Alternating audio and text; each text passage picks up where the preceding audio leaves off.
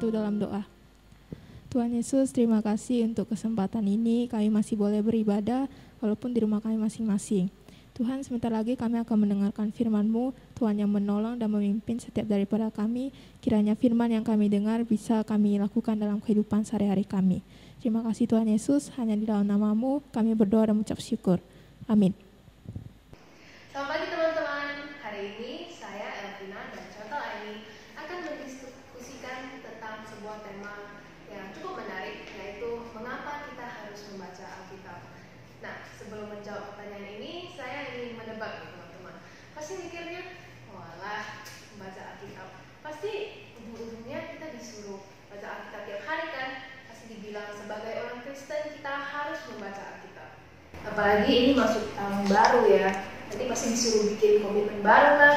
Ya, kita harus lebih rajin baca Alkitab. Kalau bisa nanti di akhir tahun kita baca semua satu Alkitab. Bener gak, Cak? Ya, nggak gitu juga sih ya teman-teman dan Elvina. Karena kalau kita baca Alkitab hanya sebatas sebagai kewajiban, atau hanya karena ada kata harus, atau hanya karena kita ini orang Kristen, harus jadi anak Tuhan yang baik, harus baca kitab suci, doa tiap hari. Nah, maka nanti ujung-ujungnya baca Alkitab itu hanya akan jadi rutinitas dan formalitas. Kita juga hanya akan jadi sekedar baca, karena kita takut nanti kalau nggak baca, nanti aku dibilang bukan anak Tuhan yang baik. Atau lebih parah, kita mikir, kalau aku nggak baca Alkitab nanti jangan-jangan Tuhan tidak memberkati aku. Tuhan akan menghukum aku kalau aku nggak baca Alkitab. Nah, maka akhirnya kita cuma baca Alkitab hanya sebagai semacam obat pengantar tidur, atau kita cuma baca hanya sekilas untuk sampai target. Yang penting hari ini aku baca selesai dari satu pasal, gitu ya. Nah, kalau kita baca Alkitab hanya untuk alasan-alasan ini, saya katakan sih lebih baik nggak usah baca Alkitab deh ya. Kalau kayak gitu, ya buat apa kan? Hanya membuat kita jatuh menjadi orang yang munafik secara rohani tanpa kita mengerti esensi yang benar mengapa kita harus baca Alkitab. Iya betul juga sih saya. Soalnya jujur aku juga pernah mengalami hal ini sih. Ya, pada masa tertentu saya hanya baca Alkitab sebagai sebuah formalitas, sebagai sebuah rutinitas. Ya, waktu baca saya merasa kering karena gak dapat apa-apa. Dan bahkan lebih parah, saya lebih menikmati membaca novel daripada baca Alkitab. Ya, setidaknya di novel saya bisa berimajinasi dan terjun dalam cerita. Tapi di Alkitab, ya seperti orang yang sedang mengerjakan tugas yang membaca gitu. Jadi cuma baca asal lewat aja. Yang penting hari ini saya udah baca. Ya. Jadi hanya rutinitas dan formalitas kan ya. Nah, jangankan Elvina ya, saya sebagai contoh juga pernah mengalami hal seperti itu. Dan saya yakin teman-teman di rumah juga pernah mengalami hal yang serupa. Nah, maka hari ini kita akan bahas esensi yang lebih dalam mengenai pertanyaan kenapa, mengapa saya harus baca Alkitab. Jadi penasaran nih tentang jawabannya Chantal. Karena saya yakin setelah tahu alasannya kenapa, teman-teman TIS jadi semakin terdorong untuk membaca Alkitab. Ya, betul ya. Nah, mari kita menemukan jawaban atas pertanyaan ini. Pertama, dari 2 Timotius 3 ayat 16.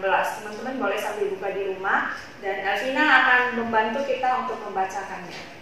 2 Timotius 3 ayat 16. Segala tulisan yang diilhamkan Allah memang bermanfaat untuk mengajar, untuk menyatakan kesalahan, untuk memperbaiki kelakuan, dan untuk mendidik orang dalam kebenaran. Nah, mari kita lihat ya secara detail dari satu ayat ini. Di ayat ini dituliskan bahwa segala tulisan, perhatikan segala tulisan. Dalam versi terjemahan bahasa Inggrisnya, segala tulisan ini disebut all scripture, yang artinya kitab suci, atau ya artinya semua tulisan yang ada di dalam Alkitab itu. Terus dikatakan segala tulisan itu diilhamkan. Nah, kata diilhamkan ini sangat menarik teman-teman, karena dalam bahasa aslinya dan diterjemahkan ke bahasa Inggris itu artinya adalah God breath, ya artinya Allah yang menafaskannya, dinafaskan oleh Allah. Jadi Allah itu sendiri yang menafaskan tulisan-tulisan yang ada di kitab suci ini. Nah, karena Allah itu adalah benar, dan dia menafaskan kitab suci, dia menafaskan tulisan kitab suci ini, maka kita bisa tarik kesimpulan bahwa tulisan yang ada dalam kitab suci itu adalah tulisan yang benar. Benar. Tapi kalau misalnya Alkitab ini dinafaskan oleh Allah, berarti tulisan dalam Alkitab berarti tulisan yang hidup dong? Ya, betul. Tapi saya sebenarnya jadi bingung sedikit. Ini Alkitab kan benda mati ya kan, lalu dinafaskan oleh Allah yang hidup. Jadi seolah-olah ada mistis-mistisnya gitu, kayak spirit doll yang sedang ramai dibicarakan saat ini ya. Ya, buat teman-teman yang nggak tahu, spirit doll itu kayak sejenis boneka seperti Chucky atau Annabelle, boneka yang mirip bayi dan memiliki arwah di dalamnya. Jadi walaupun kita lihat itu seperti boneka biasa, tapi sebenarnya ada spiritnya, dan orang yang mengadopsi boneka itu merawatnya seperti bayi beneran gitu. Jadi bisa curhat, bisa ngobrol ke boneka ini, dan bahkan ada yang mengatakan bahwa merawat bayi ini bisa mendapatkan keuntungan. Jadi waktu contoh bilang Alkitab itu dinafaskan oleh Allah, tulisan yang hidup, saya jadi teringat sama spirit doll. Iya, pas ya, karena spirit doll itu lagi rame dibicarakan sekarang ya, banyak artis-artis yang adopsi dan perawat seperti bayi mereka sendiri ya. Nah, ya meski hari ini kita nggak bahas secara detail tentang spirit doll itu karena bukan topik pembahasan kita hari ini, tapi saya kira kita perlu waspada dan kita akan membedakannya ya dengan Alkitab yang dinafaskan oleh Allah itu sendiri. Nah, begini teman-teman, prinsipnya lebih dulu ya. Pada prinsipnya segala macam benda mati apapun, mau boneka, mau Alkitab sekalipun, benda mati pokoknya, segala macam benda ini punya potensi untuk jadi berhala, punya potensi untuk jadi dewa palsu jika kita memperlakukan mereka lebih dari yang seharusnya, atau jika kita hati kita itu berpaut pada benda-benda itu sampai-sampai menggantikan posisi Tuhan. Nah, bahkan ya Alkitab itu sendiri juga berpotensi menjadi berhala kita. Misalnya begini, kalau orang katakan tuh malam ini saya pengen tidur nyenyak, saya nggak mau nanti kalau tidur saya takut ada mimpi buruk. Kalau gitu waktu tidur saya ambil Alkitab terus taruh di bawah bantal. Atau misalnya orang katakan saya takut nih pergi kemana-mana, saya pengen kalau kemana-mana saya diberkati, dilindungi. Nah, supaya saya dilindungi kemana-mana, maka kemanapun saya pergi, saya bawa Alkitab itu kemana-mana, saya taruh di tas, di mobil, dan sebagainya. Nah, teman-teman, Alkitab tidak difungsikan seperti itu. Alkitab bukan benda magic, bukan jimat, juga bukan mantra. Sama sekali tidak difungsikan untuk tujuan seperti itu. Nah, meski Alkitab itu hanya buku biasa, seperti benda fisik yang biasa ya, tapi sebenarnya yang jauh lebih penting dari itu adalah esensinya, karena itu adalah firman dari Allah yang hidup. Jadi begini, secara benda atau secara materi, memang ini adalah buku dari kertas biasa, buku biasa. Dia bukan buku magic, bukan buku jimat. Tapi yang membuat Alkitab ini spesial, punya arti, punya nilai yang tinggi adalah karena otoritas tertinggi dan sumbernya berasal dari Allah yang menafaskannya. Begitu. Ya, sebenarnya saya sudah menangkapnya sih. Kayak misalnya nih kita punya buku yang ditulis oleh seorang yang mempunyai peran penting di dalam hidup kita. Nah, apalagi kalau buku itu ditandatangani langsung ya oleh orang itu. Nah, sebenarnya kalau di toko itu seperti buku biasa aja gitu kan. Tapi buku ini jadi spesial bagi kita dan kita akan merawatinya, menghargainya, dan membacanya dengan sungguh-sungguh. Karena orang yang menulisnya mempunyai peran penting di dalam hidup kita ya contoh. Iya. Demikian juga dengan Alkitab. Karena Allah yang hidup yang menafaskannya. Iya. Jadi teman-teman nangkap ya. Bukunya sama kan seperti buku biasa dari kertas biasa. Alkitab juga sama, tapi punya value yang tinggi ketika kita tahu yang menafaskannya itu adalah dari Allah yang hidup, sama seperti buku yang spesial tadi itu. Tapi sebenarnya saya masih ada sebuah pertanyaan dan saya yakin teman-teman juga ragu nih. Nah, bagaimana kita bisa tahu kalau Alkitab itu adalah firman Allah yang dinafaskan oleh Allah yang hidup itu dapat dipercaya? Apakah ada buktinya? Ya, ini pertanyaan yang bagus ya. Nah, kalau sesuatu itu benar, maka sesuatu itu harus punya kapasitas untuk bisa membuktikan dirinya sendiri bahwa dia benar, ya, self-proving ya. Jadi Alkitab itu yang karena dia adalah sumber otoritas tertinggi dari Allah dan otoritas yang benar, maka Alkitab mampu membuktikan dirinya sendiri kalau isinya adalah kebenaran dan firman Allah yang hidup. Nah, mari kita lihat ya secara singkat. Alkitab ini ditulis oleh lebih kurang sekitar 40 orang penulis. Masing-masing penulis ini berada di tempat yang berbeda. Bukan cuma itu, mereka punya latar belakang yang berbeda. Ada yang nabi, ada yang adalah nelayan, petani, dan sebagainya. Dan ke-40 orang ini hidup di zaman yang berbeda. Bahkan ada yang berpaut ratusan tahun bedanya. Nah, dengan perbedaan ini ya teman-teman, masing-masing penulis ini mampu menuliskan hal yang sama, yang isinya itu nyambung dari satu kitab ke kitab lainnya, dan isi beritanya itu punya satu kesatuan. Kisah yang mereka tulis itu semuanya punya satu kesatuan, nyambung. Meskipun tadi ya latar belakang mereka berbeda, gaya mereka menuliskannya juga berbeda. Kalau kita pikirkan bagaimana mungkin hal ini bisa terjadi, maka satu-satunya alasan yang mungkin buat ini bisa terjadi adalah kalau ada Allah yang sama yang menginspirasikannya kepada mereka. Jadi ada Allah yang hidup yang menafaskan, menginspirasikan firman itu kepada mereka, yang menuntun dan mengarahkan mereka untuk mereka menuliskan isi Alkitab itu. Wow, luar biasa ya teman-teman. Sampai sini saya udah merasa bahwa Alkitab itu amazing banget ya.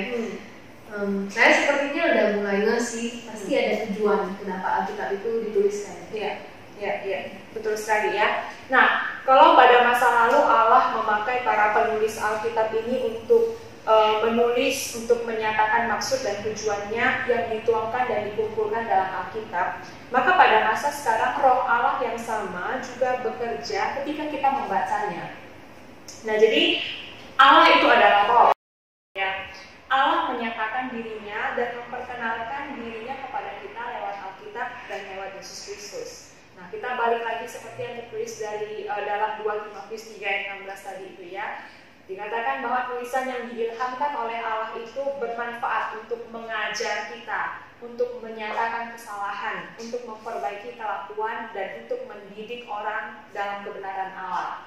Nah, kalau kita lanjutkan di ayat 17 dikatakan begini, dengan demikian, tiap-tiap manusia kepunyaan Allah diperlengkapi untuk setiap perbuatan baik. Teman-teman lihat, tulisan-tulisan hidup di dalam Alkitab yang kita baca itu berguna untuk memperlengkapi kita dalam melakukan perbuatan baik yang Allah sediakan bagi kita. Nah, dengan membaca firman Allah yang hidup ini, maka kita akan dituntun di dalam keselamatan yang Allah sediakan bagi kita dan kita dididik untuk hidup di dalam kebenaran itu.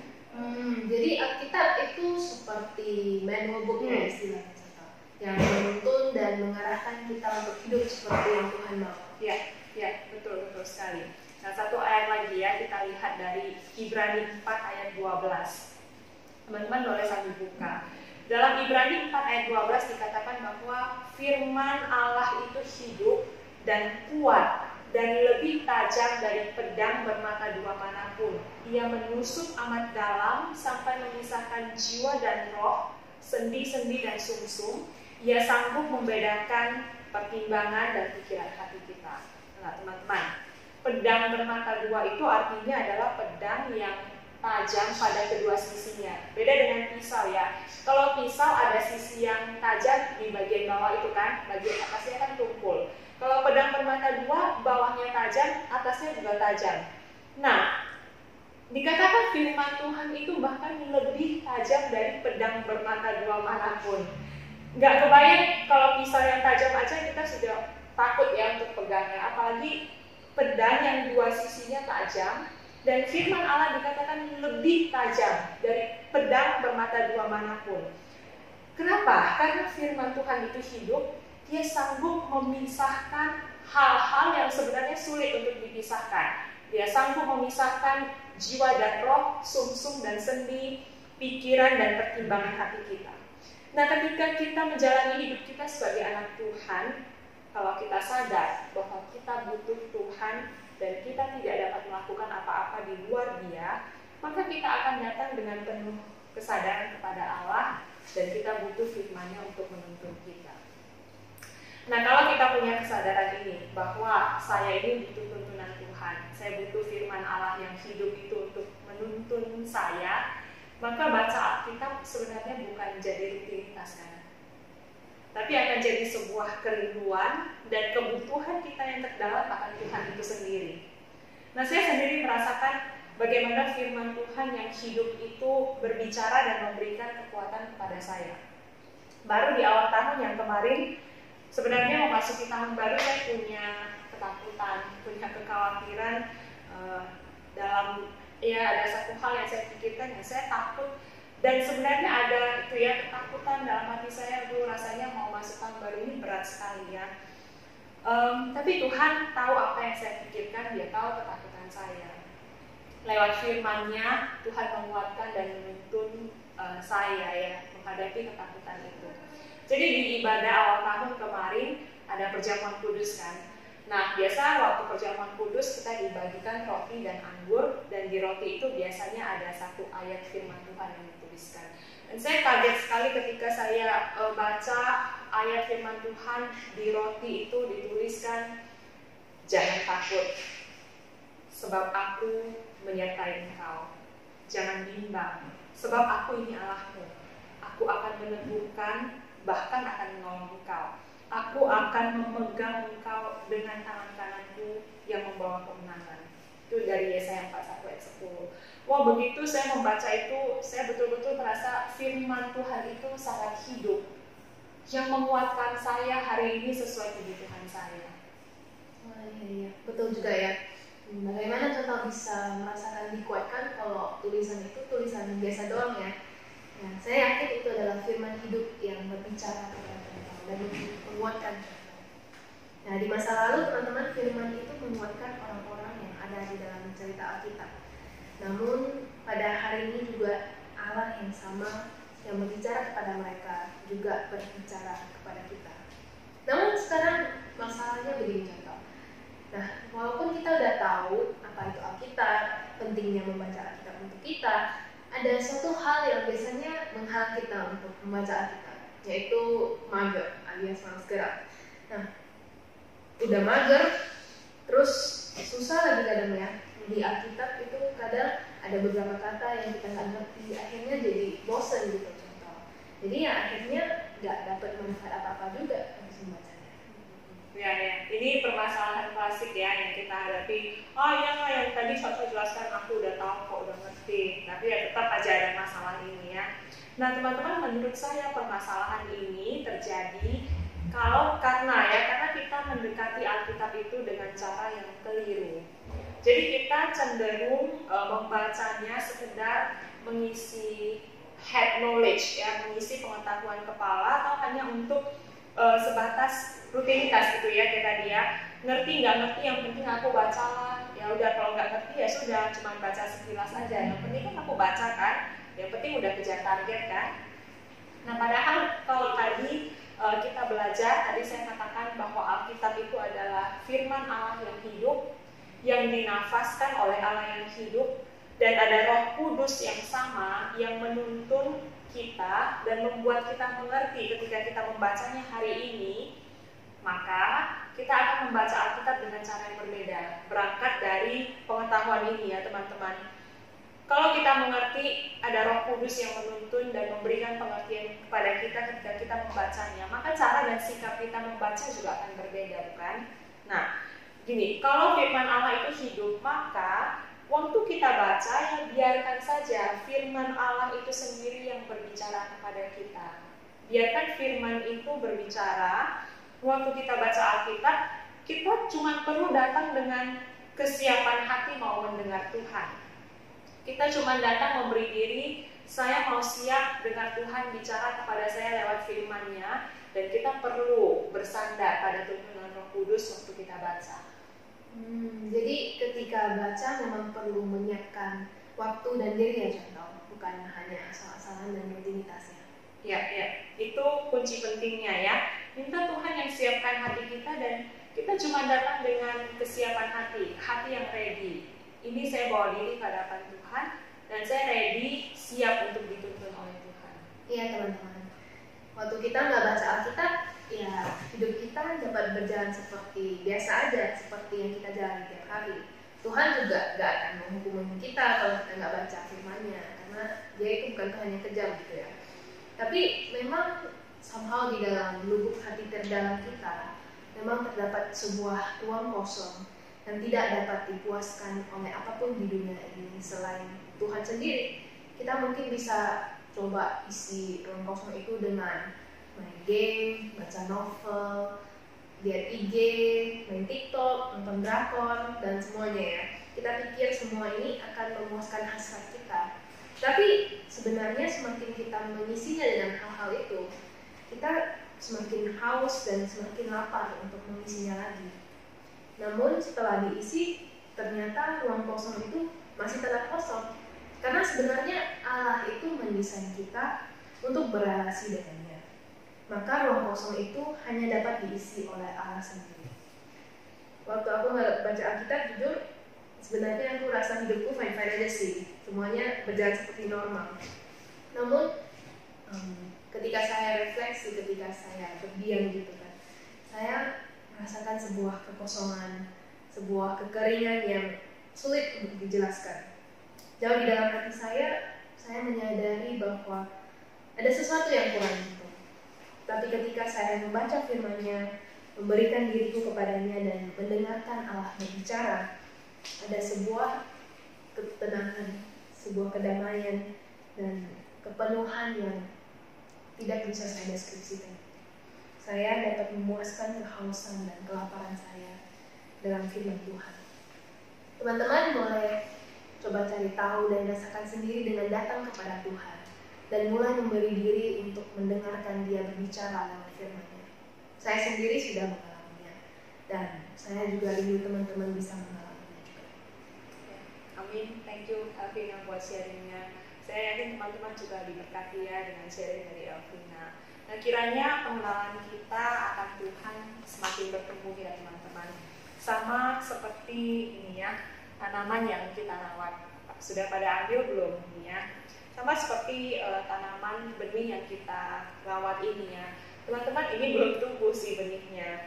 Nah, benih ini tidak akan bertumbuh, apalagi berbuah kalau kita nggak merawatnya dengan baik. Sama dengan itu, pengenalan kita akan Tuhan juga tidak akan bertumbuh kalau kita tidak datang setiap hari kepada Tuhan dan meminta Dia untuk memberikan pertumbuhan itu kepada kita. Ketika firman-Nya berbicara dan bertumbuh di dalam hati kita seperti benih itu yang ditanamkan di dalam tanah, maka firman itu akan berbuah, akan bertumbuh dan menghasilkan buah-buah roh dalam hidup kita.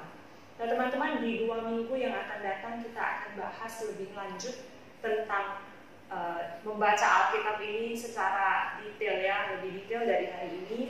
Bagaimana cara praktisnya ketika saya datang dan membaca firman Tuhan.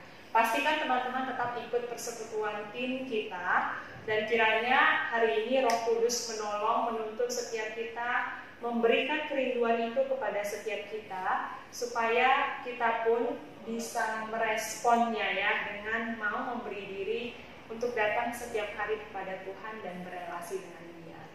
Amin ya, Tuhan tolong kita. Mari kita tundukkan kepala dan kita berdoa. Terima kasih ya Tuhan untuk firman-Mu yang boleh terus menguatkan kami. Terima kasih Engkau Allah yang peduli dengan kami, dan firman-Mu yang hidup itu masih berbicara kepada kami hari ini, dan Engkau rindu kami boleh diperlengkapi melakukan pekerjaan baik yang Engkau siapkan, dengan kami terus datang berdiam di hadapan-Mu, mendengarkan dan mengikuti tuntunan-Mu. Tolonglah setiap kami ya Tuhan, berikanlah kerinduan itu di dalam diri anak-anak-Mu hari ini, supaya mereka juga boleh berespon dengan memberi diri untuk mendengarkan Engkau. Terima kasih ya Bapa, kami mengucap syukur padamu untuk firman hari ini, dan yang Engkau yang menolong setiap kami. Dalam nama Tuhan Yesus kami naikkan doa kami. Amin.